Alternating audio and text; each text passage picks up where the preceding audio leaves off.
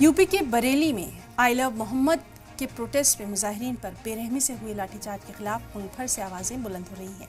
मौलाना तौक़ीर रज़ा समेत 8 लोगों पर हुई पुलिस FIR और उनकी गिरफ्तारी पर अजमेर दरगाह अंजुमन के सेक्रेटरी ने एक वीडियो जारी करते हुए गुस्से का इजहार किया।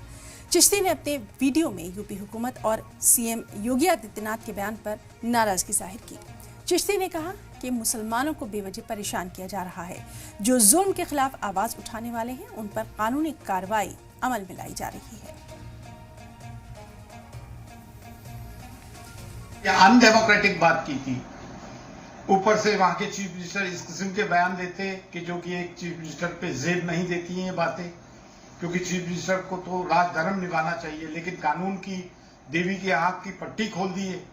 वो अब धर्म और जाति दे के फैसले करवाने लगे हैं ये लोग, शासन और प्रशासन में जो लोग बैठे हैं।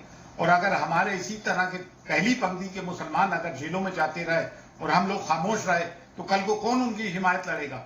हमारे को पीसफुली जो कॉन्स्टिट्यूशन ने, जो संविधान ने और जो डेमोक्रेसी ने इजाजत दी है, हमें उनकी रिहाई के लिए, उनके लिए जो भारत का संविधान कहता है, आवाज उठाना चाहिए और अपनी हिमायत देना चाहिए।